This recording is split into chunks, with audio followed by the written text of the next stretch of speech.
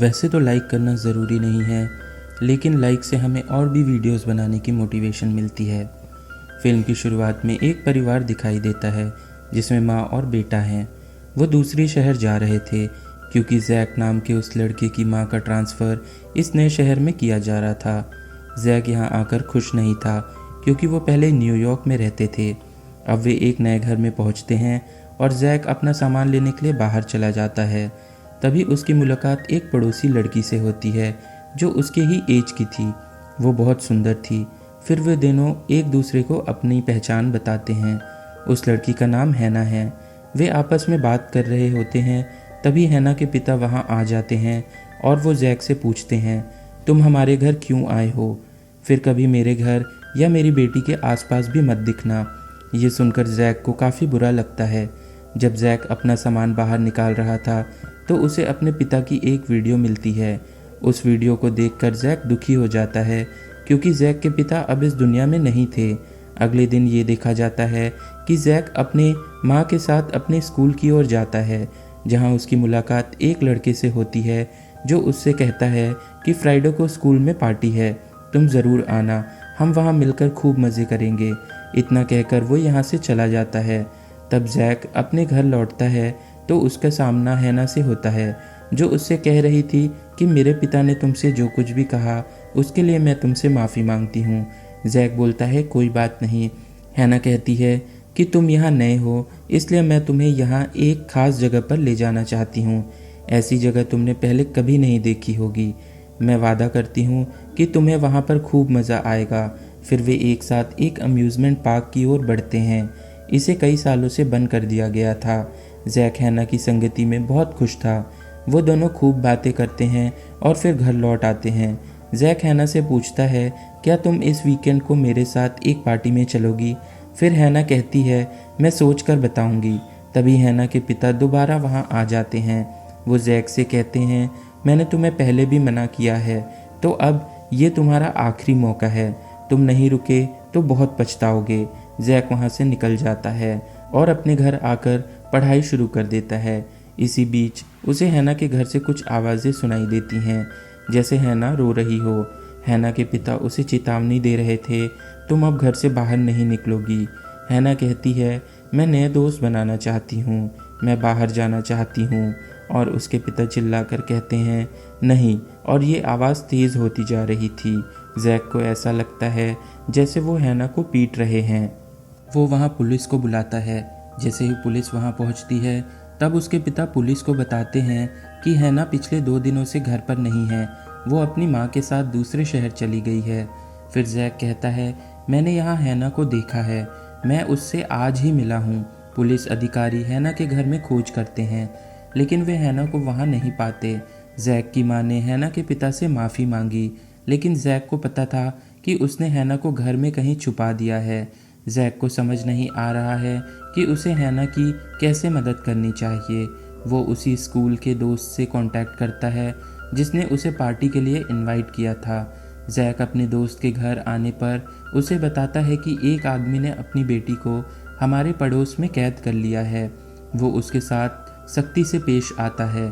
मैंने तुम्हें यहाँ इसलिए बुलाया है कि तुम मेरी और उस लड़की की मदद कर सको। वो दोनों उसके घर से बाहर जाने के मौके का फ़ायदा उठाने का वेट कर रहे थे। फिर हम देखते हैं कि हैना के पिता कहीं बाहर जाते हैं। जैक और उसके दोस्त के लिए ये एक अच्छा मौका था। वो दोनों हैना के घर के अंदर जाते हैं, लेकिन आश्चर्य की बात ये थी कि उन्हें हैना कहीं नहीं मिलती। फिर वे उस तहखाने में चले गए हैं जहाँ हैना के पिता ने बहुत सारे जाल बिछाया था। वो उस जगह से बाहर आ जाते हैं। उन्होंने एक बुक शेल्फ भी देखी जिसमें बहुत सारी किताबें रखी हुई थी। इन किताबों को एक ही लेखक ने लिखा था और इन पर ताले लगे हुए थे। जैक के दोस्त ने उससे कहा ये लेखक केवल भयानक कहानियाँ ही लिखता था और हम नहीं जानते कि वो कहाँ गायब हो गया। तभी हैना वहाँ आ जाती है और वे दोनों बुरी तरह डर जाते हैं और वो किताब उसके हाथ की पकड़ से नीचे गिर जाती है। उस किताब का ताला टूट जाता है और किताब खुल जाती है। उस किताब से एक रोशनी बाहर आ रही थी। तभी उस किताब से एक सफ़ेद गोरिल्ला प्रकट होता है जो किताब का ही एक किरदार था। ये जैक के दोस्त पर हमला करता है, लेकिन जैक उसे बचा लेता है। तभी वो सफ़ेद गोरिल्ला हर चीज़ को तबाह करता हुआ उस घर से बाहर निकल जाता है। हम देखते हैं कि यहाँ पर एक किताब और भी खुल गई थी। अब जैक, उसका दोस्त और हैना एक आइस रिंक की ओर भागते हैं जो एक ठंडी जगह थी। हैना कहती है हमें स्नोमैन को किताब में वापस भेजना होगा, लेकिन स्नोमैन किताब को नीचे गिरा देता है। वो तीनों भागते हुए एक जगह छिप जाते हैं, लेकिन स्नोमैन वहाँ भी पहुँच जाता है। स्नोमैन उन्हें नुकसान पहुँचाने ही वाला था कि हैना के पिता पीछे से आते हैं और किताब खोलते हुए स्नोमैन को उसमें बंद कर देते हैं और फिर वे उन तीनों को लेकर चले जाते हैं। वो गुस्से में थे। जैक को डाउट था कि हैना के पिता ही उन पुस्तकों के लेखक हैं। हैना के पिता कहते हैं जैक, जो कुछ भी तुमने देखा उसे भूल जाओ। फिर जैक उनसे पूछता है कि बताओ असल में मामला क्या है। तब हैना के पिता बताते हैं कि मुझे बचपन में एक एलर्जी थी, इस कारण मैं बाहर नहीं जा सकता था और बाकी बच्चे मेरे घर के खिड़की पर पत्थर फेंकते थे। मैं खुद को घर पर रखकर किताबें लिखा करता था। ये सारी डरावनी किताबें मैंने अकेले में बैठकर लिखी हैं और अब अचानक इन पुस्तकों में प्रस्तुत पात्र जिंदा होने लगे हैं, इसलिए मैंने उन पर ताला लगा दिया। हैना के पिता ने उससे कहा अब यहाँ रहना खतरे से खाली नहीं है, तो सभी पुस्तकें इकट्ठा कर हम रहने के लिए दूसरी जगह जा रहे हैं। तब हैना के पिता ने देखा कि एक और किताब भी खुली हुई है और उसके पास सोफे पर एक डॉल बैठी है। ये उस किताब का कैरेक्टर था। हैना के पिता ने समझदारी से उस डॉल को किताब में फिर से भेजने की कोशिश की, लेकिन वो डॉल समझ जाता है और सभी किताबें जला देता है। इस डॉल के पास ऐसी ताकत थी कि वो इन बुक्स से निकले और किरदारों को कंट्रोल कर सकता था और ये छोटे खिलौनों की सेना को कंट्रोल करता है जो उन पर हमला करने लगती है। लेकिन जैक और उसका दोस्त उन खिलौनों को जला देते हैं। बाद में वे खिलौने फिर से अपना रूप धारण कर लेते हैं। वे खुद को बचाते हुए घर से बाहर आ जाते हैं। फिर वो देखते हैं कि डॉल ने किताबों को जलाने से पहले किताबों के सभी राक्षसों और प्राणियों को किताबों से मुक्त कर दिया था, जो पूरे शहर में तबाही ला रहे थे। इसे देखकर वो काफ़ी ज़्यादा परेशान हो जाते हैं। वो बोलते हैं हमें किसी भी कीमत पर उस डॉल की तलाश करनी होगी। इसके लिए जैक हैना के पिता को सुझाव देता है इस कहानी को दोबारा लिखें जिसमें सभी पात्र फिर से अपनी किताबों में वापस लौट आते हैं और ये उन्हें उस पुस्तक में वापस भेजने का एकमात्र तरीका है। अब हैना के पिता कहते हैं ये एक अच्छा आइडिया है, लेकिन मैंने स्कूल में वो टाइपराइटर छुपा कर रखा है जिससे मैं किताबें टाइप करता था। वो स्कूल जाने के लिए अपनी गाड़ी में बैठते हैं, लेकिन रास्ते में एक विशालकाय कीड़ा उनकी गाड़ी रोक देता है। ये कीड़ा भी किताब का ही एक पात्र था। इससे उनकी गाड़ी डैमेज हो जाती है। तब वो पास के एक सुपरमार्केट में चले जाते हैं, लेकिन सुपरमार्केट में एक वेयरवुल्फ था जो वहाँ पड़ा हुआ मांस खा रहा था। उन्हें देखकर वो वेयरवुल्फ उन पर हमला करने के लिए आगे बढ़ता है। उस सुपरमार्केट का दरवाज़ा बंद करके वो बाहर आ जाते हैं, लेकिन वो वेयरवुल्फ भी दरवाज़ा तोड़कर उनके पीछे बाहर आ गया था। वेयरवुल्फ उनका पीछा कर रहा था। तभी जैक की मौसी वहाँ पहुँचती है जो पहले से ही इस शहर में रहती थी। वो अपनी कार से वेयरवुल्फ को टक्कर मारती है, जिससे कि ये कूड़ेदान में जाकर गिरता है। वो घायल हो जाता है। जैक अपनी आंटी से कहता है कि प्लीज़ आप मेरी माँ के पास जाओ। वो स्कूल जाने के लिए कब्रिस्तान से होकर गुजरते हैं। जैक वहाँ देखता है कि हैना चांद के नीचे चमक रही है। फिर सभी ज़ॉम्बीज़ अपनी कब्र से बाहर आने लगते हैं और उन पर हमला करने का ट्राई करते हैं। किसी तरह वे कब्रिस्तान के गेट से बाहर निकलते हैं। अब वो स्कूल जाते हैं। वो स्कूल पहुंचकर टाइपराइटर खोजना शुरू करते हैं। हैना के पिता जैक से कहते हैं कि मैं तुम्हें एक सीक्रेट बताना चाहता हूँ। हैना कौन है और वो चांद में क्यों चमकती है? दरअसल वो भी मेरी बुक की एक कैरेक्टर है।